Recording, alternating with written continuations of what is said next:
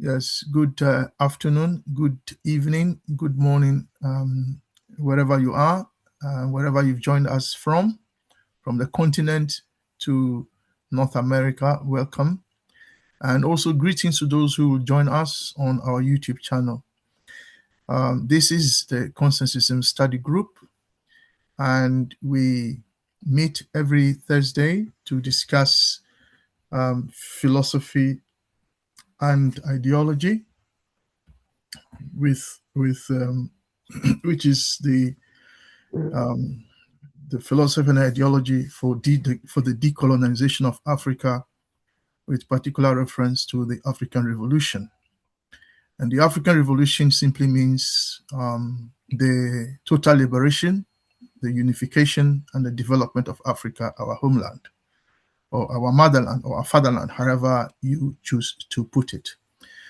So I'm Brother Kwami, and we have in the house today, I would say, our most dedicated members, dedicated in every sense of the word.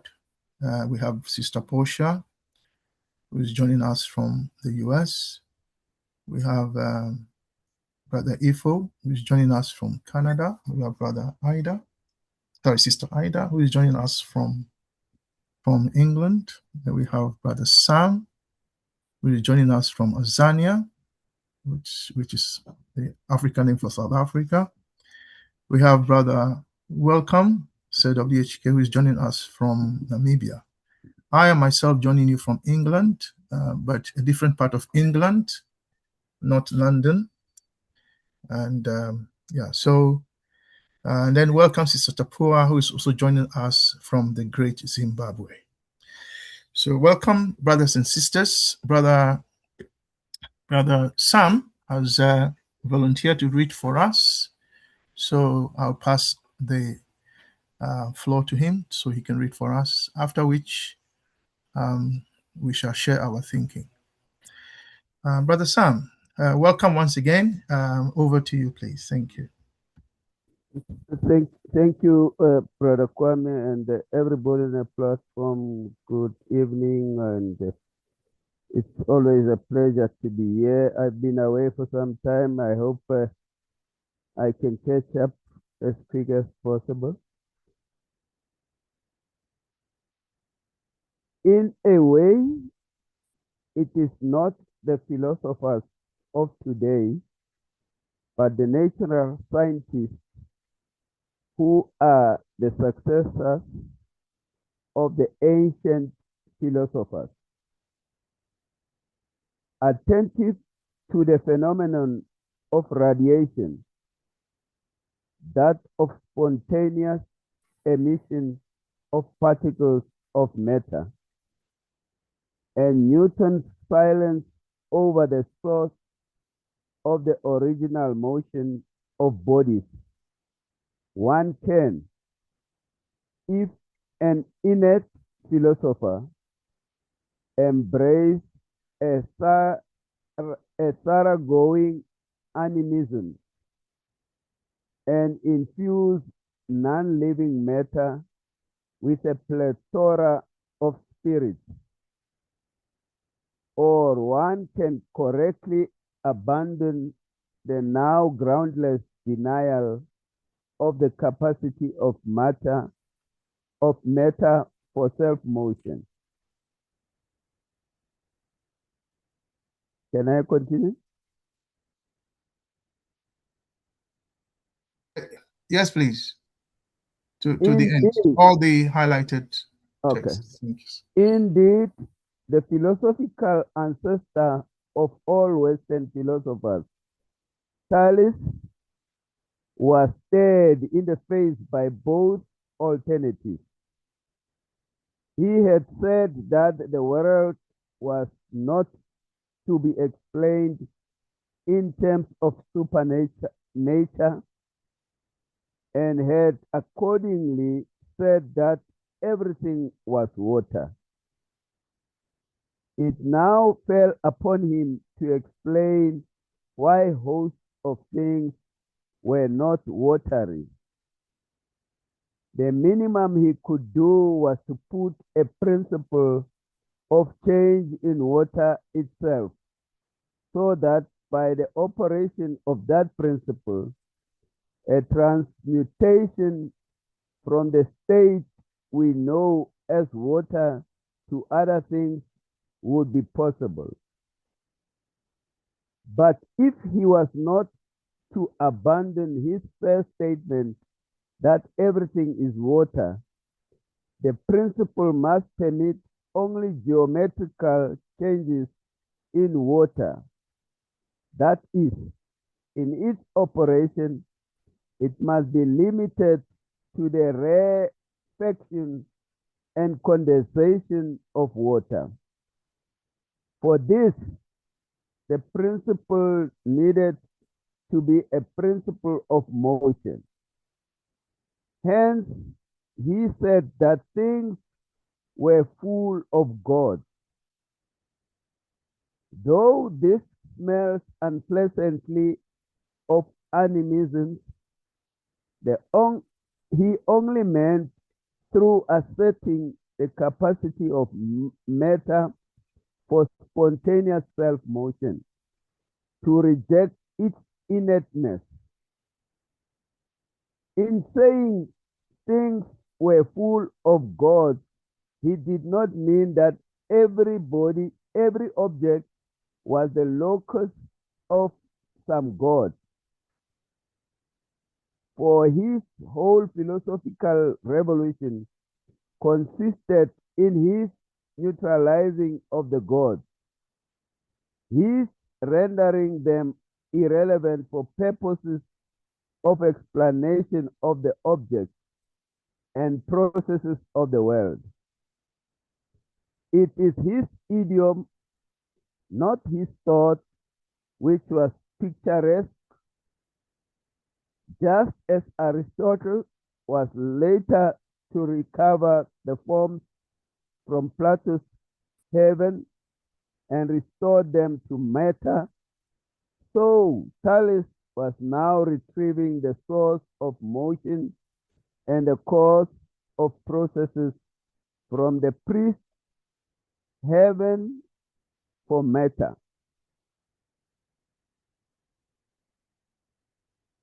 Yeah, thank you very much, Brother Sam, for reading for us. So I think most of those here have shared their thinking last week,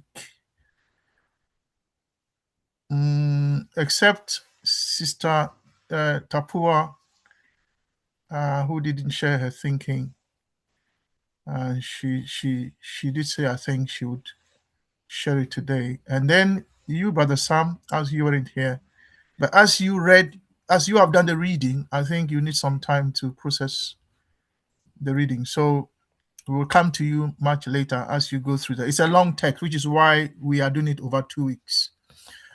Who is Techno Pop 5 Pro? I'm not sure who that person is. Is that Brother Pigeon?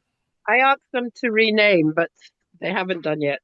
Okay. Right. Techno Pop 5 Pro, if you're hearing us, can you identify yourself, please? Thank you. So then it would be Techno Pro Pop 5 Pro and Sister Tapua and Brother Sam, then who would not have shared from last week. So And I haven't either. Oh, you haven't shared either. Okay, so I wasn't here. Sorry. You weren't here last week. I'm sure you were here, Sister Ida. No, I missed it. Sorry. I was so late that I decided Right. Okay. Right. In that case, we have four people who haven't shared. So right. So how should we do it? Who would like to go first? I think Brother Sam will come much later. But those of us who are here, at least, can any of you start first, or would you like to Sister Ida wants to come first. Yeah, Sister Ida, please proceed. I don't want to come first, but Oh. I want to ask a word, which is plethora. Yes. I know Yes. plethora, but I don't know what it means particularly. I just know it as well. Yeah, thanks for reminding me. Let's go to some words, yeah? So plethora was one of the words we looked at last week. So the word plethora means, give me a moment. I wrote the list down from last week. Yes, plethora means an excessive abundance or oversupply. So that word plethora, so a lot of something. That's what the word plethora means. Then the other word in the text is radiation. Radiation is basically when something gives out energy. So it's the emission of energy as electromagnetic waves. Yeah. So the sun, for instance, we say it radiates the electromagnetic waves, and part of it is the light that with which we see. So sight is enabled because of the light rays from the electromagnetic waves. Yeah, so that's radiation. So basically, something gives off energy. Plethora, as I said, is basically a lot of something. Animism is the belief that natural objects, things around us, if you like, yeah, stones, the sun, the sea, trees, whatever is around you, these natural objects, that they have souls or spirits. So that is animism. So a close word is to animate, which is to give life or to give spirit to something. So that's animism. So what's animism? Basically, to believe that things around you to have souls or spirits. Then we have rarefaction, which means basically when something reduces in density or pressure. Yeah, so that's basically what rarefaction means, to reduce in density or pressure. Yeah, so then we have condensation, which is when a gas or a vapor changes to a liquid. Yeah, so when you boil water, then the water evaporates as steam, and then when that steam becomes liquid, we say it has condensed. So that's condensation. I don't know whether you're all familiar with condensed milk. Condensed milk is basically milk that is a liquid. They call it condensed milk. But milk is already a liquid, so I don't know why they call it condensed milk. But the idea is that it's a liquid. Then idiom. Idiom is basically a phrase whose meaning cannot be deduced from its individual word. So if you have an idiom, so if I say a phrase like what walks on four legs, two legs, and three legs. Four legs in the morning, two legs in the afternoon, and three legs at night or in the evening. The individual words there do not necessarily tell its meaning. So that's an example. If you disagree, you can share your own. Then another word is supernature. What is supernature? The word super means above or more than. So supernature basically means beyond nature, above nature, more than nature. So when we say something supernatural, supernatural, we say we mean that it exists beyond or above the natural order. So some people say that's a supernatural realm, which basically means that this realm is above nature. So that is what supernature means. Then inertness. basically means that something is passive or does not interact, just sits there, doesn't talk. He doesn't talk, he doesn't laugh, he just sits there and just looks. So it's inert. That's a human example. There is a gas called helium. Helium is said to be inert. That means it doesn't interact with any other chemical. So lack of physical movement, energy, or chemical reactivity is inertness. Then finally, the word picturesque, which means visually charming or quaint, as in a painting. So those are the 9 words that we looked at last week, and the word plethora was one of them. So I hope that covers all the words that we are interested in, because all those words appear in the text that Brother Sam read and Brother Welcome read for us last week.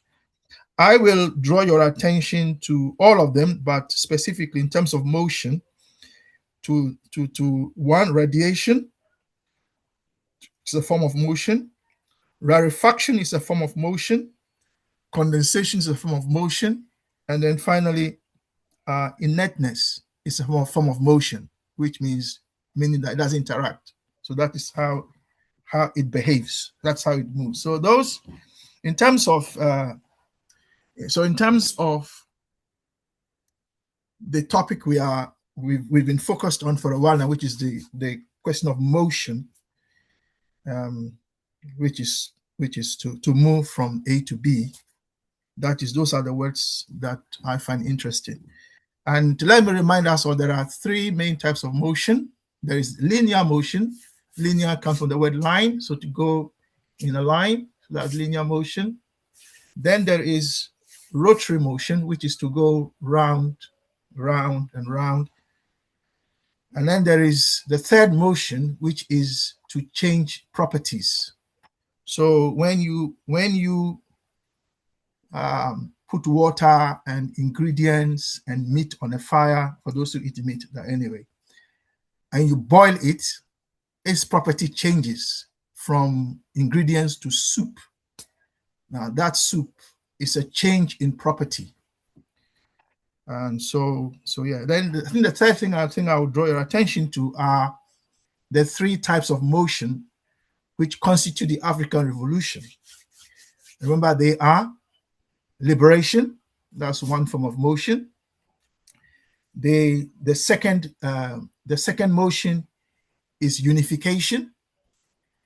It's a second form of motion. The third form of motion is development.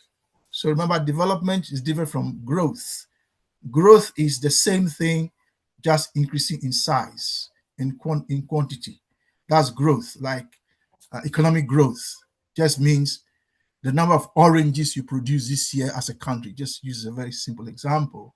Or the number of cars you produced in the country. So those are called growth. Growth in the sense that you produce more of the same. Development means that you've transformed something. So if you couldn't produce cars before in a country, and then you're not able to produce cars, then for you, there has been a development. If you weren't producing ships or trains in that space, neocolonial economy, and then now you produce these things, then for you, you have developed. So development is basic transformation. And I think for us, we have to keep both types of motion in mind. Finally, what I wanted to say is that you don't have to accept what I'm about to say, but you are welcome to think about it that way if you want, which is that although Nkrumah doesn't say so, I think that liberation corresponds with linear motion. Then unification corresponds with rotary motion. because to unify is one, is to go in a circle, one, yeah? And then development, the development of Africa, I mean, corresponds with change in property. So although Nkrumah didn't say so, my reading, when I read this and thought through it and meditated on it, etc., etc., this is a meaning I got, that Nkrumah was saying that the liberation, unification, development of Africa has its roots, if you like, in physical phenomena. And these physical phenomena are linear motion, rotary motion, and the change in property. So that is my reading of it. As I say, you don't have to accept it, but if you can come up with a better one, that's great. Yeah. And then I think I also need to draw our attention to the fact that there is a difference between the way that the word materialism is used amongst ordinary people and philosophical materialism. Philosophical materialism has a different meaning when it talks about matter to how we use it in ordinary language. So, for instance, people will say, don't be materialistic, for instance. And what they mean is that do not only embrace physical things around you, yeah?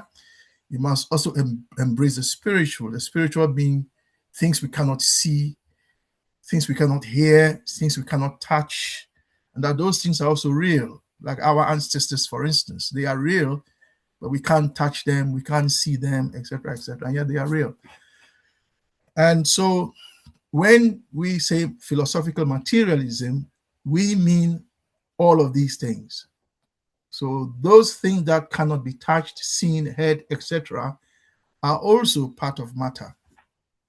So let's bear that in mind. Let's not think that when we talk about materialism, we mean that spirits and ideas are not part of it. Yeah. All right. So with that then out of the way, and let me come back to Sister Ida as you ask a question. Are you happy with the words I've gone through, or would you like me to? No, I'm very happy. They come and they go, and but I don't want you to ask me to be first. Thank you. Okay, thank you very much. I'll pause there then, and then ask brothers and sisters who weren't here at least to share their thinking. It's a long paragraph, so you don't be obliged to address all the texts. Feel free to pick one that kind of it kind of hits you, or attracts you, or calls you. Feel free to pick a sentence that you think, I think I like this sentence, and then share your thinking. In the meantime, let me welcome those who have joined us since. I welcome all of us. Sister Marlene, good to have you here after, shall I say, after a holiday from us. Welcome. General, welcome. Horace, thank you for, changing your name to Horace so that now we know who you are. Horace at Otieno. So welcome, Brother Horace. I think I've welcomed everybody else. So let's now proceed then to share our thinking. And who would like to go first? We are focusing on those who weren't here. But if it helps, I can ask Sister Portia if she wants to share her thinking from last week because of the way she does it, so that it kind of helps us also to start thinking about it similarly. If that's okay with everyone, Sister Portia is happy to do that. Yeah. Okay. I'm okay to do that if need be. There's no problem with that. Thank you. Okay. All right. Proceed and share your thinking like you normally do, sentence by sentence, and then give your overall thinking. Thank you. Okay. So last week there were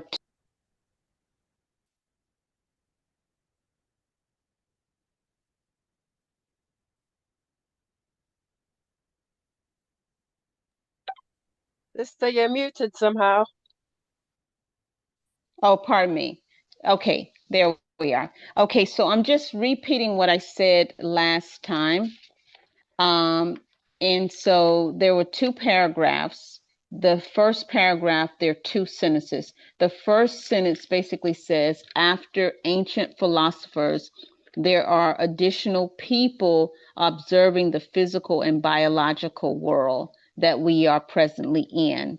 And then the second sentence says, a non-active observer could see spirituality, non-living matter, having energies. It could see those things and could stay away from denying that matter has self-focus. Then paragraph 2 has 11 sentences, and the first sentence says, it expounds on the last sentence of paragraph 1. The second sentence says basically no supernatural contention.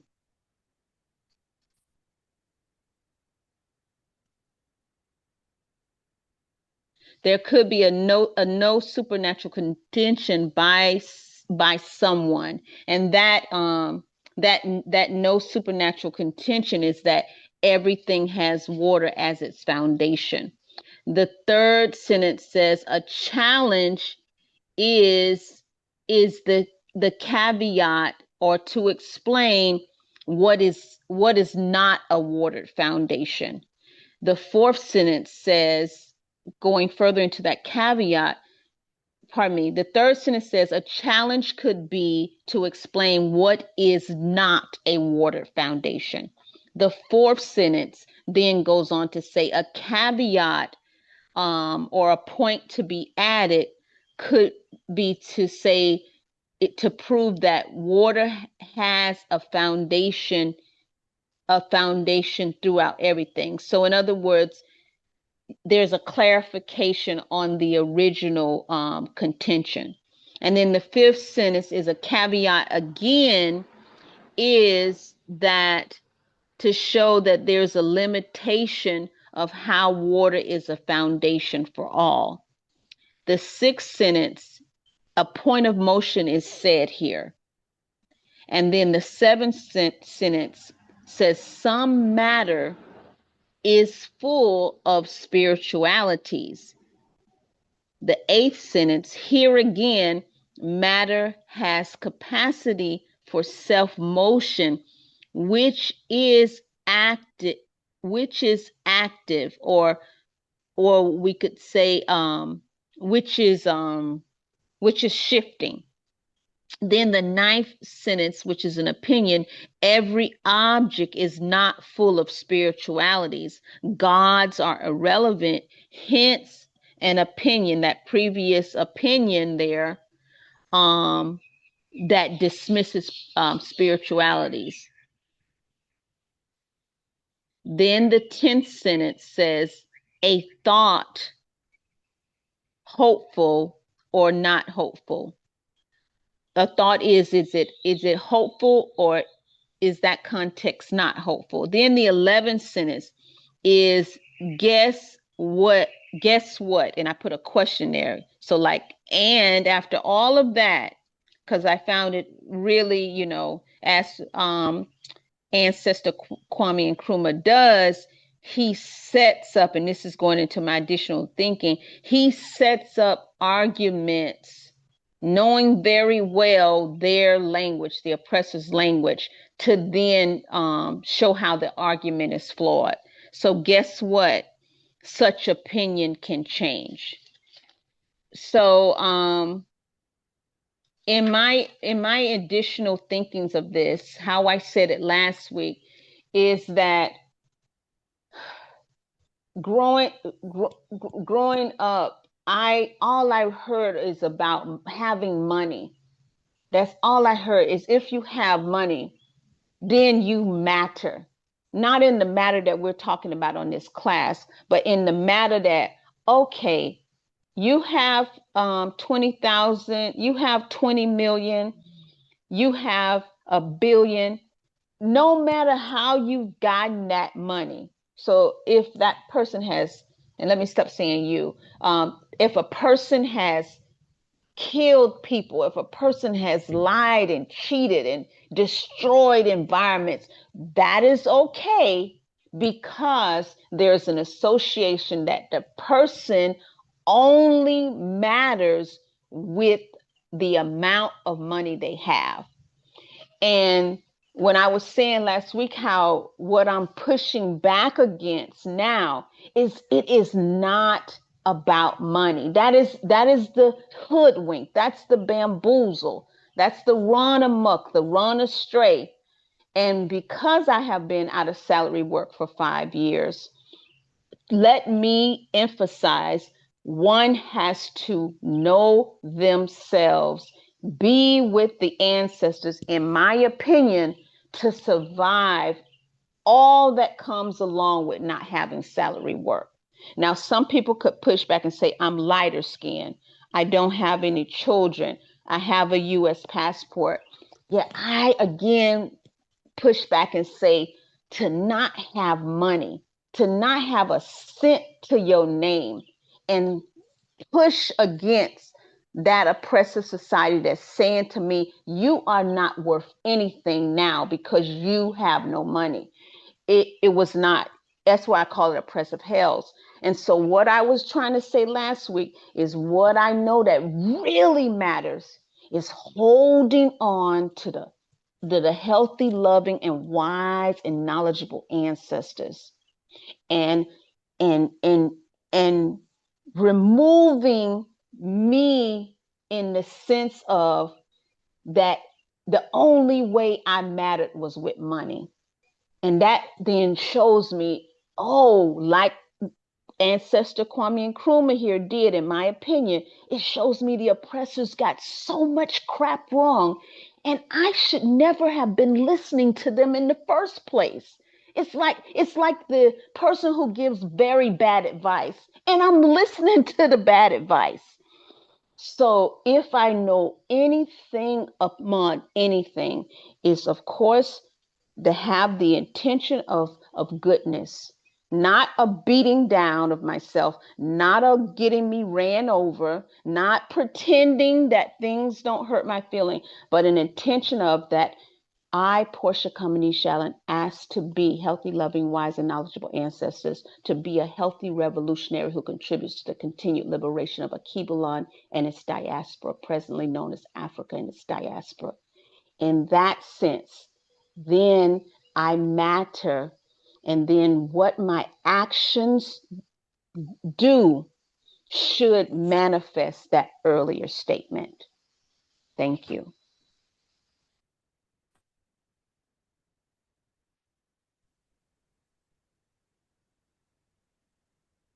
Yeah, thank you, Sister Portia, for not only for resharing your thinking, but also reminding us where we've come from last week. And then thank you also for reminding all of us that that for Africans, the fundamental value, what we value most above all, is the human being, is humanity. Yeah. So you can have as much money as you can have as an African, but in African culture, the highest value is not the money you have, but the human beings. That's why there's a saying in my culture anyway, I'm sure it's in other cultures as well, that money doesn't bury. Money doesn't bury people. It is human beings that bury people. Meaning that if someone dies and you bring all the money in the world and you put it down, that money cannot bury the person. It is human beings that will use that money to bury the deceased. So that's how we say. So money is an instrument. It's not itself value. So thanks for reminding us, Sister Portia, of fundamental values. So let's share continue to share our thinking. So those who weren't here last week, if you can go first. But once you are thinking about the text, yes, the text is long, which is why we're having a second week on the text. So the first sentence of the second paragraph reads, "Indeed, the philosophical ancestor of all Western philosophers, Thales, was stared in the face by both alternatives." And I think Brother Ifo found this problematic, and he shared why with us. And so, and I want to share with us the other Greek philosophers. Remember, you see, the West has appropriated all of Greece and claimed Greece belongs to them. Yeah. Whereas Greece, at least part of Greece, was on African soil. Yeah. So the Greek city is actually an African city called Alexandria. That's the city that hosted our libraries. So the Romans just basically conquered it. The Greeks conquered it. Alexander the Great, I call it Alexander the Thief. So he conquered it and renamed the city Alexandria. But actually, it's an African city on African soil. And as we know the history, it is from the Alexandria Library that the West got its manuscripts from, amongst others. But the West has appropriated all the literature, claiming that it is theirs. That, in fact, they even went further to say that they actually originated them, and that the Greeks were these brilliant people who fell from heaven or from the sky, had no, there was no inheritance anywhere. They just came up with all these philosophies, which of course are all lies. We know because of the works of people like George James, Stolen Legacy, and then Martin Bernal, Black Athena, etc., etc. So Brother Ifo was right to raise a question about whether what we are reading is true. Having said that, as far as Greek philosophy is concerned, there is no. So I'm saying that Greek philosophy is seen as Western philosophy, yeah. But we know here that Greek philosophy is actually African philosophy, stolen as Greek philosophy, yeah. Yes, they repackaged some of them and use them as weapons against us, but fundamentally, what they are calling Greek philosophy are actually African philosophy. So I want to share with you a list of Greek philosophers who, apart from Thales, came up with other answers to what constitutes the universe. So the reason that line talks about Thales as the ancestor of all Western philosophers, read for Western Greek philosophers, yeah, is that he is the only one, he's the first one that said what he said, which is that the universe is composed of water. Now, apart from him, there are others, and I want to list them. Anaximander, he said the universe was made up of apeiron, the indefinite and limited. Then there is Anaximenes, who said the universe is made up of air. Then there is Heraclitus, who said the universe was made of fire. Then there is Pythagoras, the mathematician, who said the universe was made up of numbers. Even that, he meant whole numbers, yeah? Whole numbers. Then we have Parmenides, who said the universe is made up of earth. Then we have Empedocles, who stated the 4 elements. So he brought the 4 elements together: fire, water, air, water, and earth. Yeah, fire, air, water, and earth. Then we have Anaxagoras, who talk about the mind, the nous, nous, and seeds. Now, we covered some of these in chapter 1 and 2, and I know you may have forgotten these, so I'm just listing them. And then there is Leucippus, who talked about atoms being indivisible particles. And remember, that is what physics believed, that atoms were indivisible. That's where it came from. Then there is Democritus, who was talking about atoms. And then there is Plato, who talked about the 4 elements, again, like Empedocles: fire, air, water, earth. But this time, he said they were geometric forms. You can look at that later if you want. Then there is Aristotle, who talk about the 5 elements. So he added ether. And remember ether? Those of you who have done some physics, you remember a very famous experiment. If I remember, it was called the Morley-Michelson experiment. That's what it was called. It was a big experiment in physics. And the idea was to see if they can find this thing called ether. E-T-H-E-R. Yeah, ether. And it was never found. And if you know the history, you know this had implications for the speed of light, etc., etc., etc. Anyway, so I've listed all these things for you to say that the constitution of the universe has been seen in various forms. The first one is water, and that's what Thales said. Now, this is what I think, and you can challenge me if you want. I think that when the Greeks studied the philosophy from our ancestors, the ancestors shared these things with them. But somehow, specific philosophers took one thing. So Thales came up with water, then Anaximenes comes up with fire, with air, Heraclitus comes up with fire.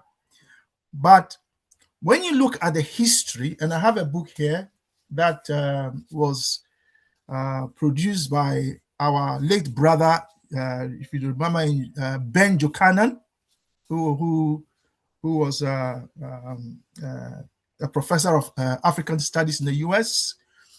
If you remember the work he did, so they have evidence that all the 4 elements were part of the African heritage. So how did it come that you have water, Thales saying water, Heraclitus saying fire, Anaximenes saying air, Pythagoras saying number? How did that happen? It happened because of the way of what they took from their study. So I say this to in a way support what Brother Ifo said, which is that these things belong to us, and that and so on. Yeah. So my question then to you is this, and think about it as you share your thinking. Why did Nkrumah bring in Thales at this point when you're talking about motion? Why Thales at this point? Yeah. So why is it that talking about motion, the 3 types of motion we've looked at, why is water an issue here? Why water? Why did Nkrumah see the need to bring in Thales and his proposition that the universe is water? Why? So when you are sharing your thinking, please, if you have some thoughts on that, share it with us. I'm happy to also share my thinking later. All right, I'm going to pause there. Thank you all. Thanks for your patience. Let's now go to if it's okay, Sister Marlin. But please feel free to pass if you would like me to, yeah? When I call you, feel like passing, feel free to pass. Mm. Sister Marlene, Hi. share your thinking. What I'd like to say, I'm eating, sorry. That's okay. It's not new, Sister Marlene. Um, It's not new. okay. Yeah, Yeah. please carry on. Yes. No, that bit that you've just said about water, why I would think he would say that is because we need water. We can't survive without water. And he would say that, you know, water is a part of the earth and a part of us because it is one of the vital things that's needed. Yeah? Yes. No, thanks for that. So if hydrogen, this is to all of us, by the way. If hydrogen, if the first elements that were formed is hydrogen, helium, oxygen, and then helium, and then hydrogen and oxygen combined to form water, and water is a source of life, and we ourselves as human beings are at least 70% water, as I understand it, could be more, then could that be what Thales was saying? And if that is the case, the question then is, why is everything not water? So that question comes up later. But thank you, Sister Marlene, for sharing your thinking. That Okay. you're thinking that Thales raised it, and Nkrumah is raising it because of the centrality of hydrogen and oxygen in life. So thank you very much for that. Okay. Yeah. So let's now go on to a brother this time. So brother Horace. Brother Sam Sanisa. Brother Sam, yeah, please proceed. If you're happy to come in now. Thanks. Thank you, Brother Kwame, and yeah, I am rusted in this flow of ideas. Brother Sam, can you bring your mouth closer to the mic so we can hear you better? Thank you. Try. Is it audible better? Yeah, slightly, yes. Okay. Thank you. My concentration, brothers and sisters, will be on the first paragraph, and basically my understanding is fundamentally Kwame Nkrumah is trying to tell us, and not tell us basically because he has already told us in the beginning. It is to emphasize, according to me, that no man can be know all. No man can be I am the master. No one individual can claim that, and this is it is something that we need to fundamentally understand, that for you to do anything on this planet Earth, you will definitely need other people around you. And the emphasis here for me is that individually you can and you will achieve, but you will not conclude and say, I am the master of all I survey. And none can dispute that. And this helps us to understand that even revolutionary cannot be completely correct, and even revolutionaries can do mistakes.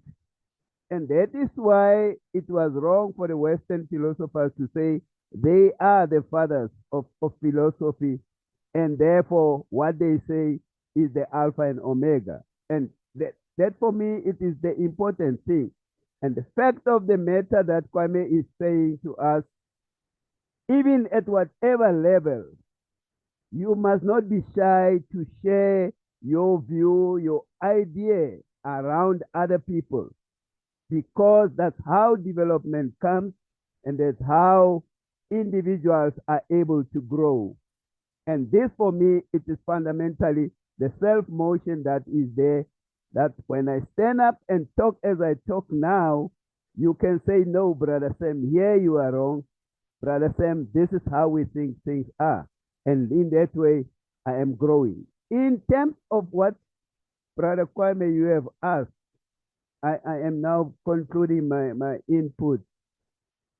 I just want to ask something. You said Kwame is not saying that there are three motions that we talked about, and you said, what did you say? Is it revolution? Did you say revolution? I was saying that. You said liberation. Yeah, I was saying that, Brother Sam, that even though he doesn't say it directly, yes, I was suggesting that the linear motion corresponds with liberation. Okay. Rotary motion corresponds to unification. Okay. And then change of properties corresponds with development. Yeah, I think basically I agree with that line of thinking. But I also wanted to add the question that you asked. You asked something that can we find in the three elements that you spoke about, development and liberation, unification, development. And yes, and I believe you can find them in all these aspects. In development, there should be there should be liberation. There should be what is the other one? Development. Yeah, development, liberation, unification, and development. And unification, yes. I'm trying to say in all those three elements, you should be able to find either. In liberation, I can see development and I can see unity, because that's why I said no individual can make bring liberation totally without any other person. And that's the same way you cannot bring in liberation where there is no development. So for me, all those elements can be traced into each other, and they exist in that, and they are part of what we ultimately call liberation, development, and so forth. Thanks. And unification, yeah. Yeah, thank you very much, Brother Sam, for sharing your thinking. So we now go to a sister this time. So sister, Brother Horace, that's what we do. We go from sister, brother. So we hear all sounds, all voices. Thank you. Let's go to Sister Ida to share her thinking. Thanks. Sister Ida hasn't settled on any part of this that I can come. I hear the word water and watery, but I haven't, nothing is really clicking as such. So maybe I'll come back again. Thank you. Yeah. Okay, so something to think about when you're coming back is if water is made from hydrogen and oxygen, and hydrogen and oxygen are fundamentals of life, why is everything not water in our universe? Now, what's everything not watery? And I want to give you a hint. If you remember, we looked at this earlier, something called categorical conversion. I don't know if that rings a bell for you. So the link between that and everything else is categorical conversion. Yeah. So I'll leave you with that. What's the thinking about? And I'll come back to you when you're ready. Thank you. So let's go to another sister. So Tapua has dropped out. So I'm afraid we'll have to go to a brother. So let's go to Brother Horace. You are the only one who is new here, but normally, sometimes our new members do not like to speak when they first join us. So I don't know what you would like to do. Either way, it's fine by us. If you want to speak today, that's great. If you want to speak later, again, that is great. Whichever you choose. I see you've unmuted yourself. Please, the floor is yours. Thank you. Actually, it's my pleasure to be here. I'm Horace. I'm from Kenya, and then I'm actually up on. We I can't hear you consider well. myself. Yeah, we can hear you better now. Yeah, thank you. Please proceed. I'm Horace. I'm from Nairobi, Kenya, and I consider myself a Pan-African, and that's why I joined this platform to learn about an ideology that will help the African continent and especially my country, Kenya. I believe that, let me say, for instance, as a politician, we should have an ideology that pushes us forward, and then that's why I made an effort to kind of find a community, or rather, people who are like-minded, to grow with them. Like, for instance, I chose the Pan-African space, and actually, I had read about the book, but it was some 2 years back.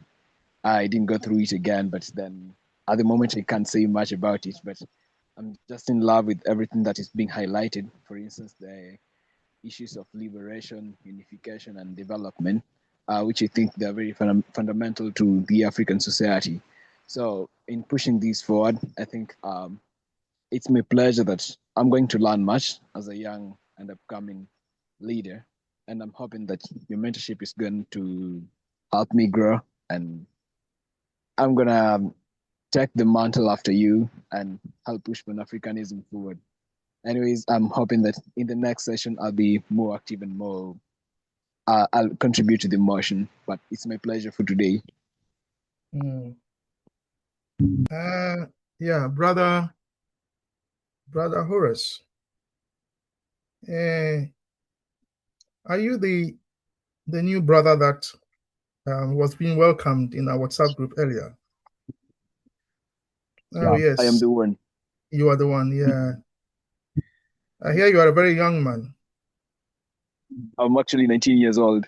Yeah, very young. Yep. Excellent. So welcome, yes. I think Brother Pigeon welcomed you in the WhatsApp. Yeah. Brother Pigeon said he said, hello, comrades. Kindly join me in welcoming probably the youngest member ever of Consciencism study group, Horace Otieno. Yeah. Brother Horace, you're not the youngest that has ever joined us. When we used to meet on the ground, we had some 16, 17-year-olds join us. They were in secondary school.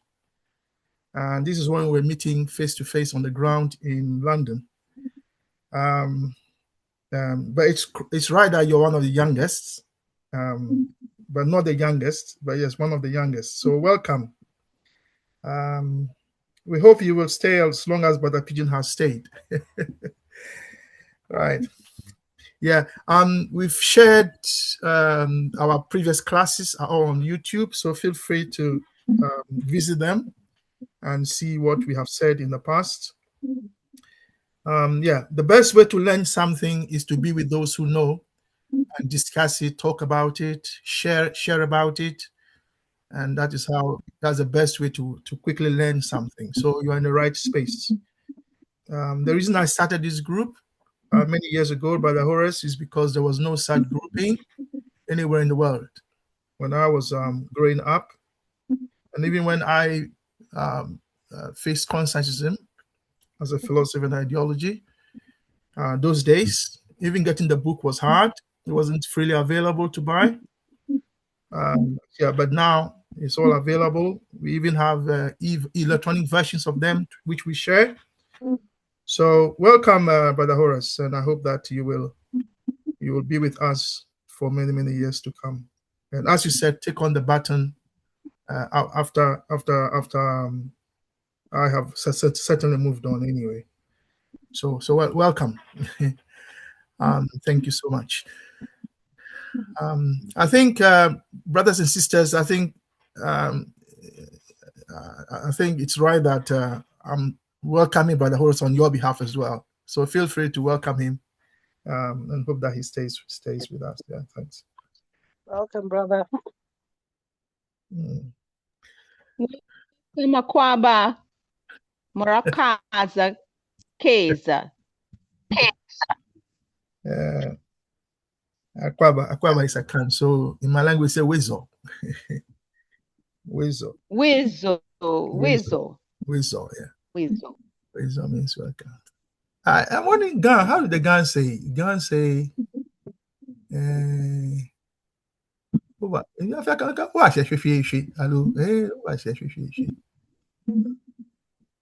look, anyway, I can't remember the way the Gan say it. Anyway, right. So yeah, welcome, Brother Coco. How do you say welcome in Lesotho? In your language? Wamuhelehile. Wamuyelehile. Brother Horace, you heard that? Wamulehile. My pleasure. Okay, right. So let's now hear from Brother. I think now we've heard from everyone, haven't we? General from last week. General, are you now able to share? What do you think? I know your connection was troubling you earlier.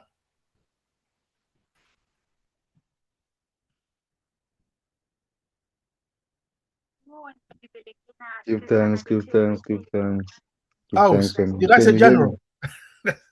General, Yes. I meant said WHK, because I know you shared with us last week, didn't you? Yes. Yeah. Sorry, I don't know why I meant said WHK. My apologies, General. I'll Oh, come back to you, General. Said okay. WHK. You didn't share last week. Are you now happy to share? If not, then I'll go back to General. And then those who have shared, we'll go back to all of you to reshare your thinking. I will also share my thinking along the way. So I haven't shared yet. As noticed, Brother Pigeon is not with us today. That is because of his laptop challenges, I think.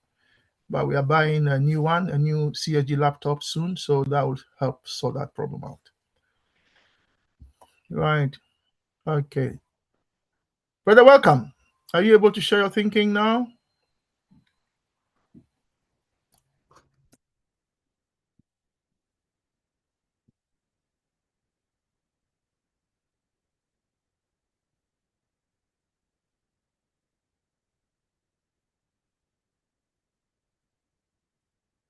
It looks like Brother Welcome is not yet ready. So I'll go back to General. General. Yeah, please come in.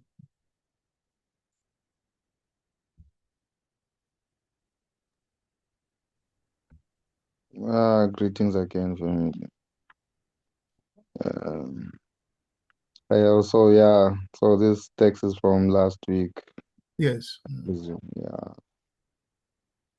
So I did have my brief research.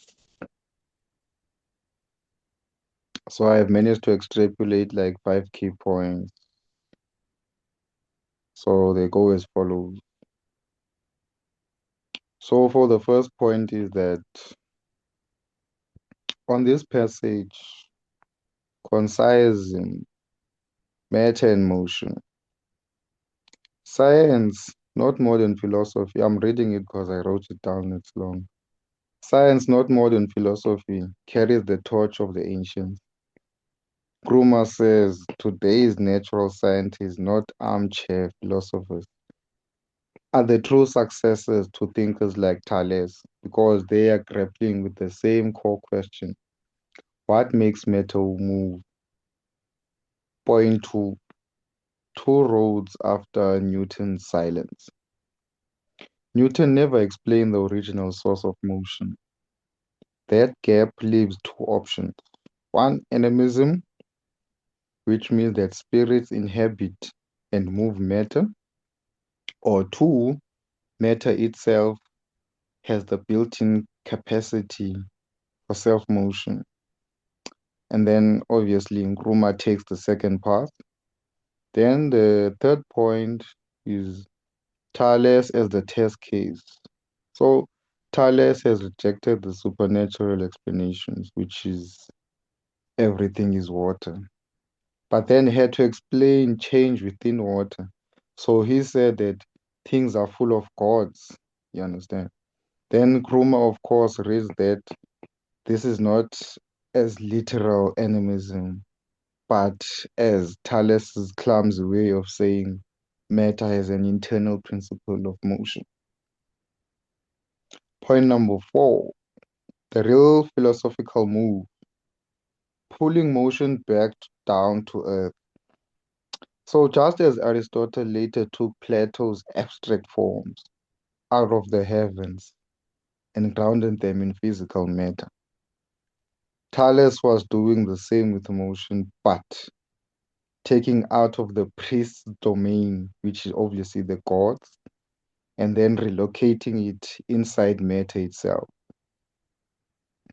And then the last point, the bigger claim. Matter is not innate. This sets up Nkrumah's largest materialist argument. Matter isn't dead, passive stuff waiting to be pushed around by external spirit or force. It has its own dynamism. So yeah, those are the 5 points I've extrapolated from research I did from the previous class we had concerning this study. Thank you. Yeah, thank you, brother General, for making further research, as you say. So we've now heard from you.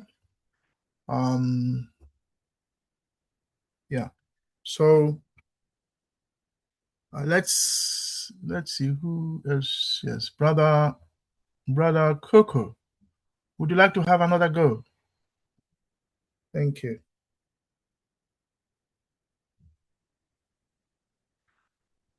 So we're not going to hear those who shared last week and then share again this week, and then we'll take it from there. And then we'll move on to the next paragraph. Sorry, next week. Brother Coco, are you able to share your thinking again? Thank you. Give me a second.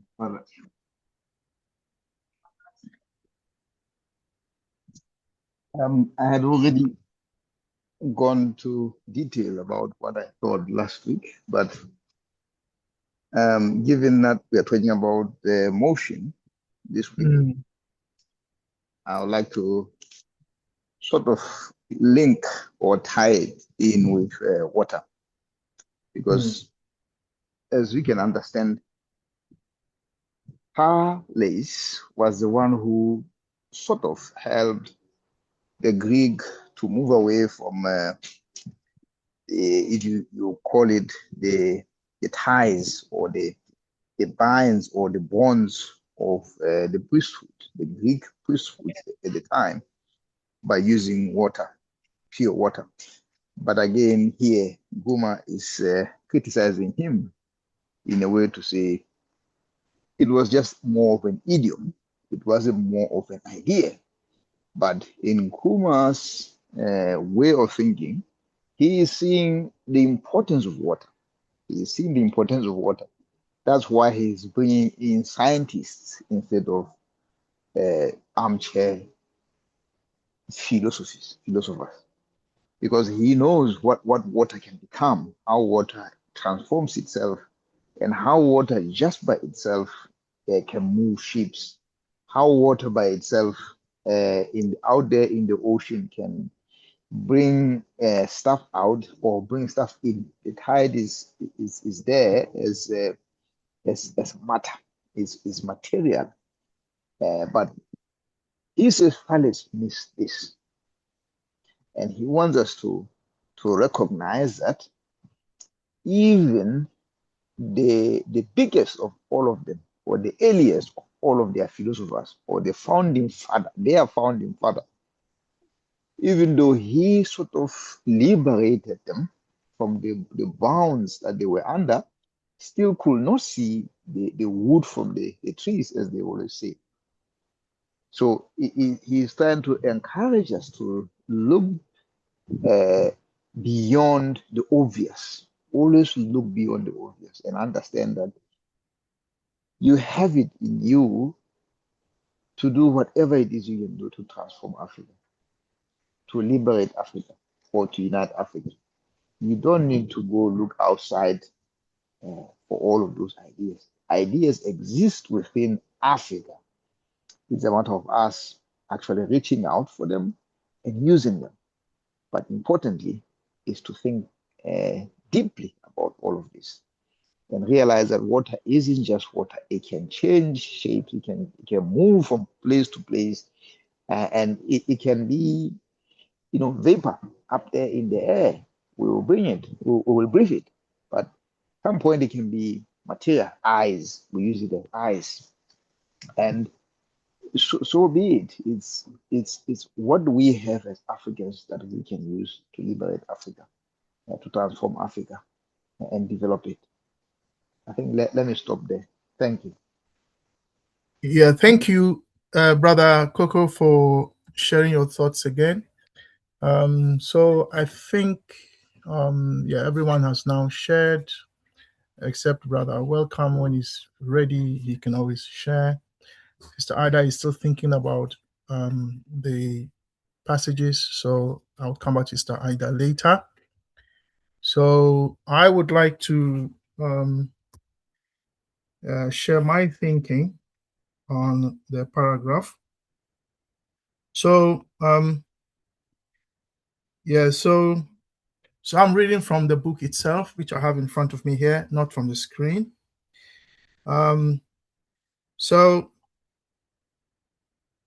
So in the past, so I'm starting from, in a way, it is not the philosophers of today, but the natural scientists who are the successors of the ancient philosophers. In other words, when you look at the ancient philosophers, some of who are African, because when we say Greek doesn't mean white. Some people think when they hear the word Greek, they think of white people. Euclid was Greek, but Euclid was an African. Yeah. So were others. So just be mindful that the word Greek, it doesn't mean white. So if you go back in the past, we had philosophy. We didn't have chemistry, biology, physics. This is what we call the natural sciences. Yeah. Astrophysics. We didn't have those in the past. We had astronomy and so on. But all these were seen as part of philosophy. So what Nkrumah is saying there is that our natural scientists are those who have inherited the ancient philosophers, which also therefore means that the natural scientists of today inherited much of African philosophy, if you like. Yeah? And attentive to the phenomenon of radiation.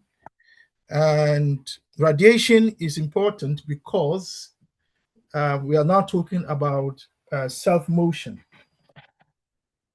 Because radiation means that the thing is able to, has inherent powers within itself to emit, to send out energy. And that means that it has spontaneous emission of particles of matter. Yeah. So the photons that hit the retina of your eye, that is matter as well. Yeah, that is matter. Those photons are particles of light. Yeah, they are, if you like, atoms of light, and they travel from the object, having traveled from the sun all the way to our earth there, and it hits your eye. That photon is matter. And these particles of matter that are reflected by objects around us are what our retina takes in, goes to the brain. The brain then translates it into vision. Yeah. So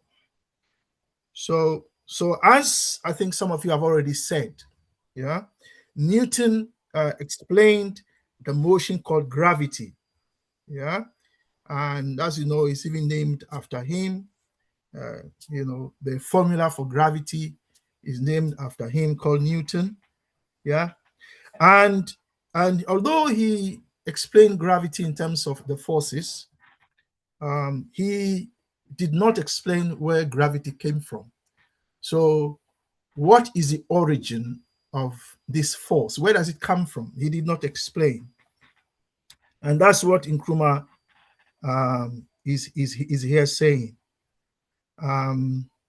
So is it possible that you are being told things about yourselves as Africans, that you are this, you are that, you can't manage your own affairs, you can't do this as Black people, but they don't tell you the source? Where is that coming from? That way of looking at the world, where is it coming from? They don't tell you the source, but they just tell you that that's how it is. But should you believe it because somebody said that as an African you can't do this, you can't do that, that you are this, you are that, all negative things? Do you just accept it, or do you then ask, dig deeper and say, well, where is that coming from? So the origin of things are important.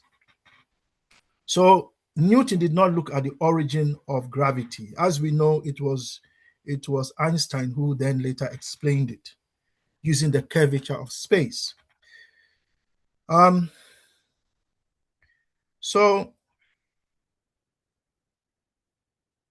So the thinking in the last sentence of that first paragraph is that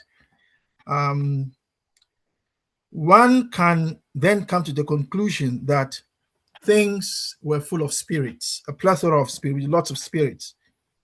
In explaining the origin of gravity, you can either say that the universe is full of spirits, or, as I think Brother General has explained, you can also argue that it has its own internal spontaneous source of that power, that energy. And so what does that mean for us as Africans? Okay, so it means, if I apply it, it means that we must not be content with what people just tell us. Yeah, somebody says you're not a human being, you want to know why. Where does that thinking come from? Where does that statement come from? What is its origin? Etc., etc. Yeah. So now going to the second paragraph, just checking the time. Then Nkrumah goes into, so now Nkrumah has finished with motion, said a few things about motion there. Radiation, uranium is one of the best examples of the thesis that matter has powers of self-motion, because the substance uranium emits energy, and that is within uranium itself. Brother Coco has shared with us, you remember in the past, how uranium was the basis of the murder of Patrice Lumumba, etc., etc., etc. So it's a very important substance, because that's what you use to create nuclear weapons. And Africans had this substance. And Africans have a lot of things that the world cannot do without. If we stop exporting these things, the world will come to a standstill, if you like. Yeah. So we haven't decided we want to do that yet. Yeah. So then Nkrumah then moves on to Thales, and I asked the question, why Thales?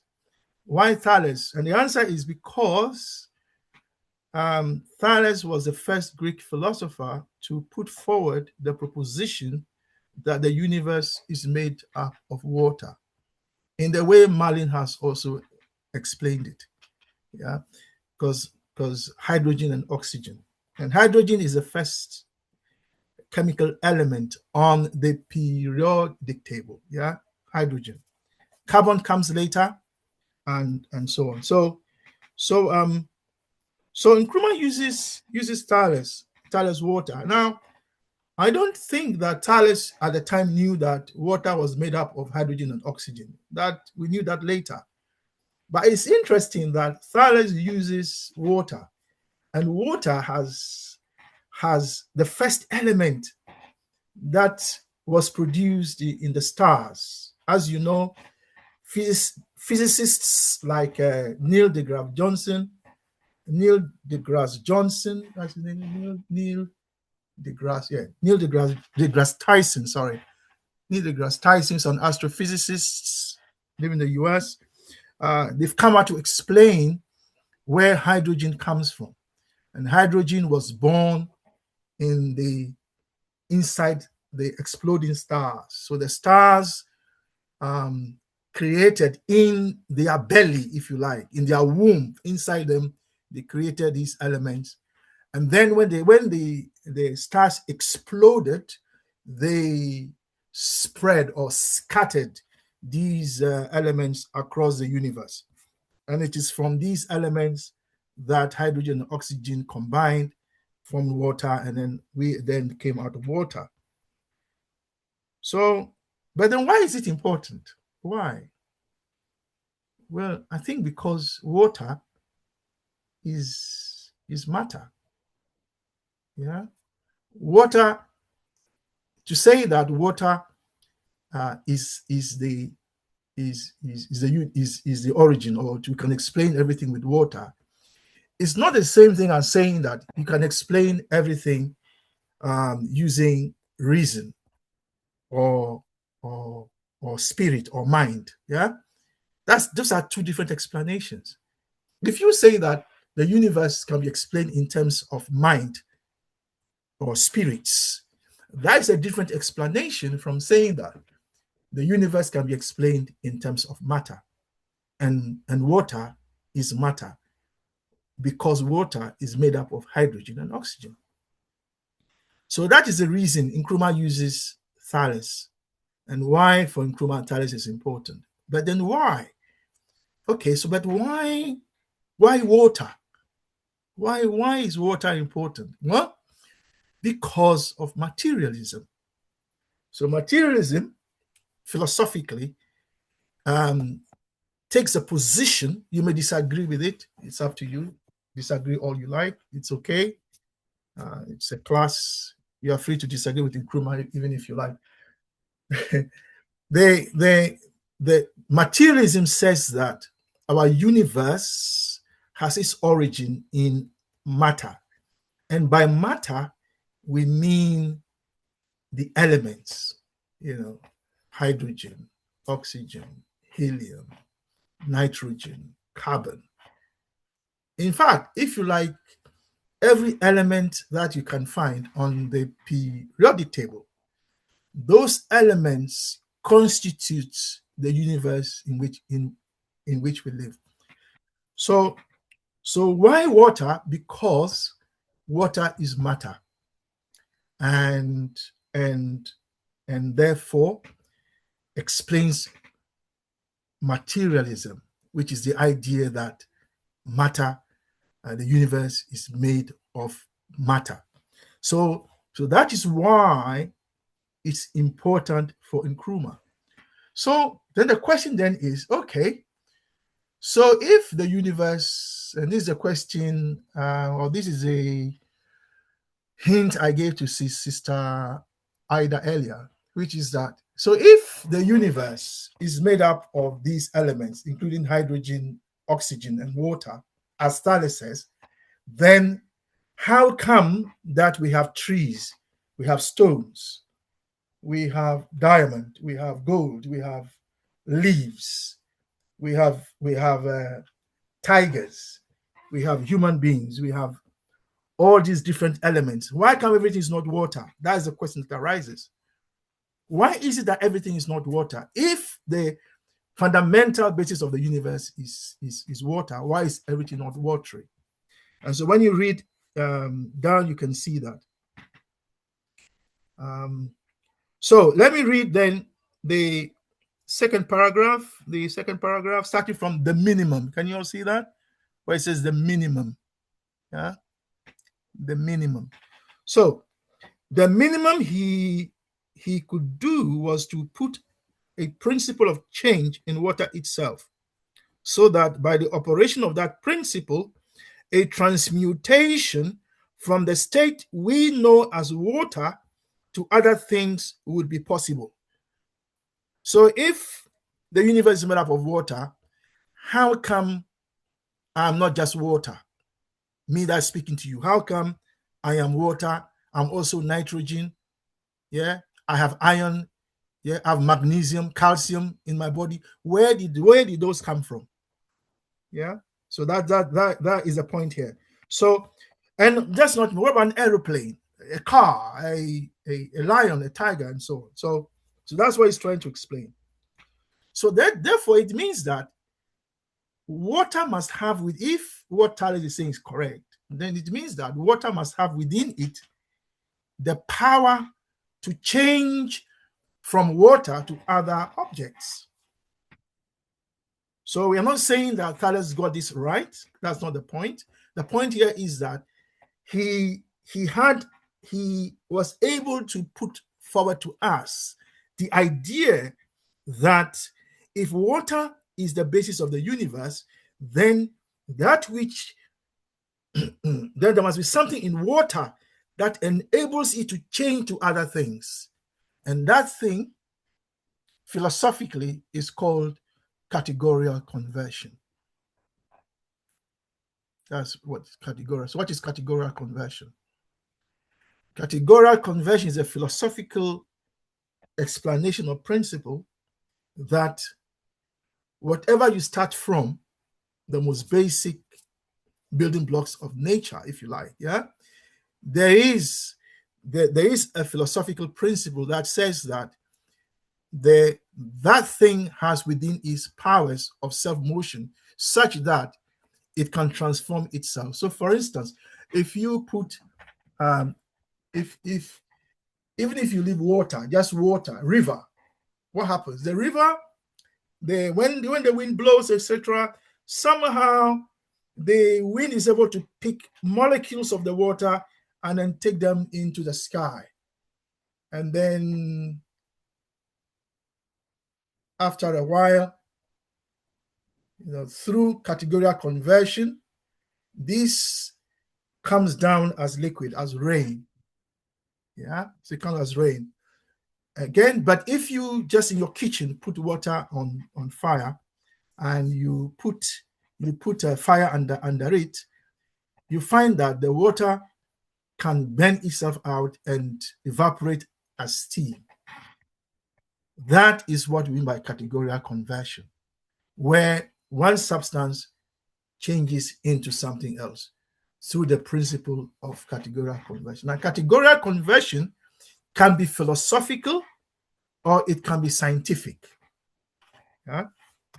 So that is so things like rarefaction, condensation, etc., are, if you like, the material equivalent of the philosophical explanation of categorical conversion, because condensation is when it becomes liquid from gas. You see, there is something happening. There's a cooling going on there. Yeah, so that is what we call categorical conversion. Now, what is the importance of this to us as Africans? Why are we even discussing all this? Why? Well, because we were colonized. Yeah, we were colonized. Now, being colonized means that a group of people came and imposed things on us, some of which were against even our nature. So, if that is the case, then we have the human right to become who we truly are. So that means we have to change from what they made us into what we would like to be, or that which is our authentic us, if you like. Yeah? So the authentic African, Nkrumah calls it the African personality. So colonialism came and suppressed and oppressed the African personality. So now the African personality needs to be liberated. You see, and for the African personality to be liberated, it needs to go through categorical conversion. So that is why this is important. Yeah. Philosophically. So once we understand the philosophical importance of categorical conversion, then we can then begin to, that's a philosophical explanation, then we can begin to ask, well, what are the material processes for this liberation? Yeah. What are the material processes for our unification? What are the material processes for our development? In other words, all the three motions that I mentioned earlier. I'm saying a lot here, so let me pause because I've said a lot there. Let me just keep quiet for a few seconds. So I'm trying to bring all this together for us. Yeah. Why Nkrumah is looking at this issue.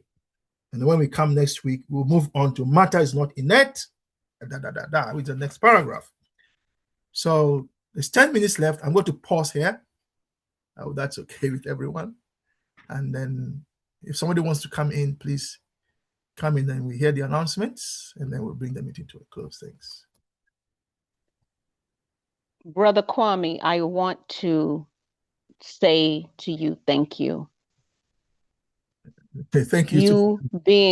You being here, it is shifting, it's moving, it is reconnecting, it is metamorphosing us, Africa and its diaspora. And I want to thank you for who you are. Sister Portia. Sister Portia, I am because we are. Thank you anyway. Brother Kwami. I am because, yes, sir. As deep as you have explained it. Yes, sir. And I'm still at ground zero. Yes. Yeah, I can understand.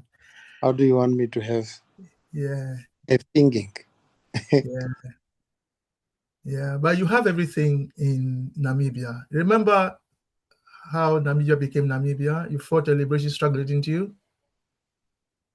Yes. Yeah, that liberation struggle is a linear motion where you were going directly against the colonizers. So that's a linear motion. Some of the development has happened, no doubt. Namibia has developed, not the way that I think it would like completely. And that is the third type of motion, brother. Welcome. And that has happened.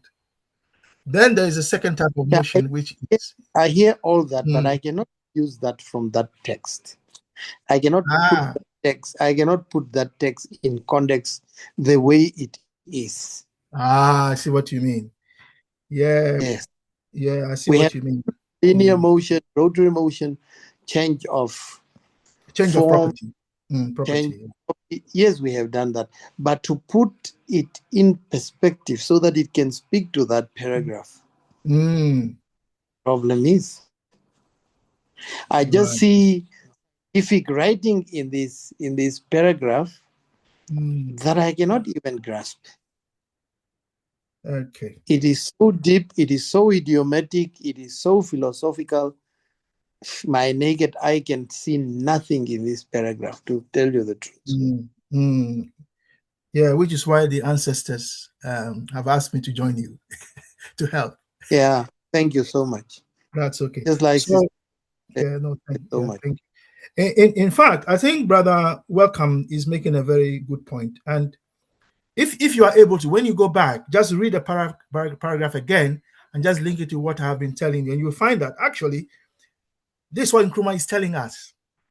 The reason Nkrumah is talking about Thales is because of motion and water. And why water? Because Thales is saying that is the substance from which all is. Then, so whoever we are as Africans, and we are Africans, yeah,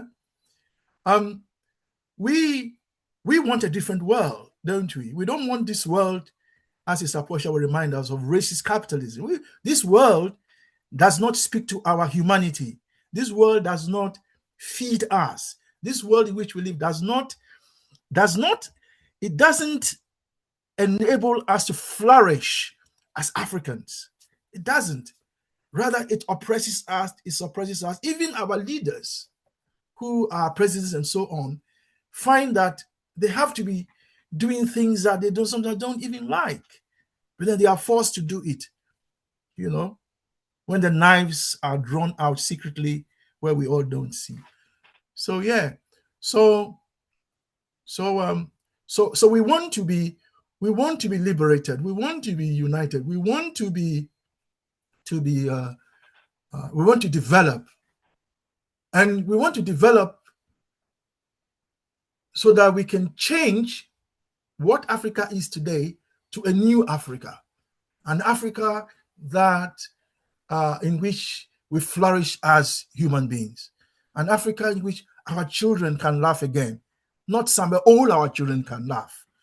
An Africa where when students like Brother Horace go to school and they learn mathematics, as you know, I'm a math teacher, so let me use that as an example.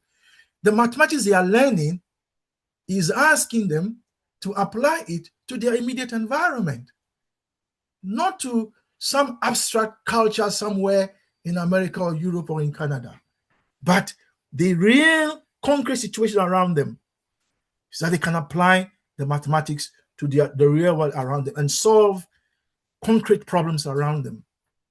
And that is what development is. Yeah. But then that is what the third type of motion is, which is that there's a change in property.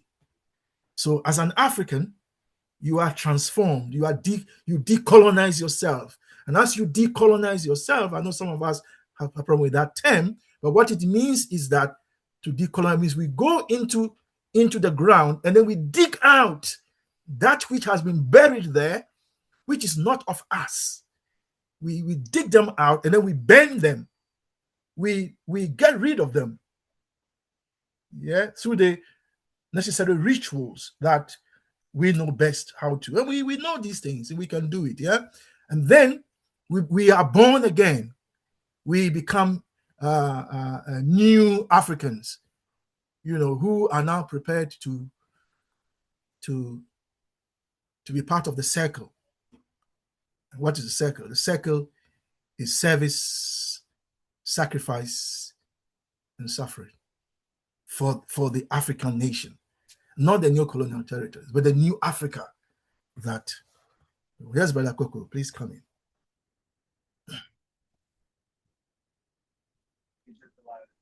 Oh no, brother! I didn't want you to stop. I just wanted to come in after you finish. Oh no, it's okay. Yeah, because of the time as well. Yeah, it's fine. Yeah, I want to remind you, Sir Bintuk, that Namibia itself is an interesting place because you have a desert, and then while you are working on the desert, immediately you meet the sea, which doesn't happen anywhere else, or that there are not many places like that.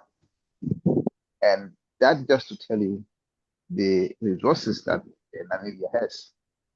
But because the way Africa was constructed under colonization was to trade with the colonial masters, we continue to do that. Even after the colonial master has left, we continue to implement colonial education even after the colonial master has left. So this is important because we need to find what is uniquely our own, uniquely African solutions for African problems. So this is where water comes in. Because water, as they say again, is one of the most flexible matter, one of the most strongest matter, because it can break through a rock. For centuries, water breaks through rocks, and water again is patient. So again, there is a strong message there, but it's for us to remember who we are, as Brother Kwami has rightly said, the African personality. We need to embrace the African personality, use the resources that are African to create what is African, not what we are doing right now. We are integrated with too much within the colonial empire, and we continue to enrich them and impoverish the Africans. Thank you. Thank you. Just so you also know, I read Consciencism as a book, the only book for 1 whole year, and then spent the next 2 years researching. So I spent almost 3 years on this book. So that partly explains why I'm able to see certain things that are not always that obvious. But that is what I've been sent to do, which is why when brothers like Horace joins us, young as he is, and says, I want to carry this on. I'm hoping he's listening hard. I know he's listening. Oh, he'll take it in and understand what Nkrumah is about and what Pan-Africanism, at least the radical version, the progressive kind, is about. Right, thank you. We've got 2 minutes left. So here are the announcements. As Brother Pigeon is not here. I'm looking for so let me stop sharing this. Let's see if I can find the topics, the slides. Sorry, the CSG plan for 2026, which I have been sharing. Yeah, there it is. So we are in June. July now. Kwami. Yes, sir. Long live. Long live what? I said long live, Brother Kwami. Brother, welcome. Oh God, long live the African Revolution. Long live the Africa. Yeah, so here is the. So let me share it. I found it. Let me share it. So this is please, if you want to present on this, please let us know. So here it is. Thank you. So this Saturday is 4th July, and the topic is UAAG means the United African Governance, yeah, or United African Government. That's what it means. So our idea is that we have an African government. That's what we want, yeah, not 55 separate governments. So the theme here is for this Saturday is democratic participation at continental scale. So if you want to present, please get in touch with myself, as Brother Pigeon is just slightly offline for now. Then the following week we have economics, which is cooperatives, public ownership, and commons. Then 18th July we have development and youth education and future leadership. So Brother Horace, I hope you will prepare to share something with us on the 18th of July on youth education and future leadership. And then the 25th of July will be mass movements and popular power. That's for liberation. So those are the 4 themes that we rotate. UAG, United African Government, economics, development. Do you notice that the topics correspond with the types of motion? Have you all noticed that? So liberation, linear motion, development, change in property, economics, or unification, merges with unification, which is change, which is unification. Yeah. And then we have the UAG, which is a United African Government, and that is the rotary motion. So if you look up, you can see that even our pillars are actually already speaking to Consciencism, which is our philosophy and ideology. Yeah. So if you want to share, if you want to present on any of them, please let us know, and we can. Even if you need to prepare the slides, please feel free. I'm happy to help you. Brother Pigeon will be on a new laptop soon, and he can also support you. Yeah. So those are our topics for July. And so please, if you want to share, as I said, do let me know. Even if you don't let me know and you are prepared, please come on the Saturday to share. It's fine. Right. That is it from my end. In terms of announcements, I think, Brother Coco, you guys meet on Mondays, I believe, yeah? Mondays. That is correct. And that's for the book Defeating Dictators, I believe, yeah? I had a question for Brother Coco about his session on Sundays. Can we list him as an affiliated organization to the KNT, Brother Coco? Because you're doing real ancestral work, but I don't know the name of that one that we attended last Sunday. Thank you. Yeah, I think, Brother Coco, please link up with Sister Portia. I think there is something that we could officially put on paper as to, because I know you are part of Farmers of Thought and other initiatives, and Okay, and I think we work together. Sister Portia, there is also One Map Africa, Brother Chidi. I don't know if you've spoken to him as well. Yes, he's on there. And another one, the Kwami in Truth and Ideology. But you're right, we can take it offline. Thank you, Brother Kwami. Yeah, that's okay. Thank you. Right. So that is it from me. I think we meet back on Thursday and continue with the next paragraph. I would like to thank you all who have come today. Brother Horace, Brother Coco, Brother Ifo. You didn't say much today. Sister Portia, Sister Ida, Brother Sam, Brother Welcome, and then myself. So thank you all for coming. Have a wonderful morning, evening, night, afternoon, wherever you may be. And see you on Saturday. Thank you. I'm going to stop the recording now. Very much. Good night.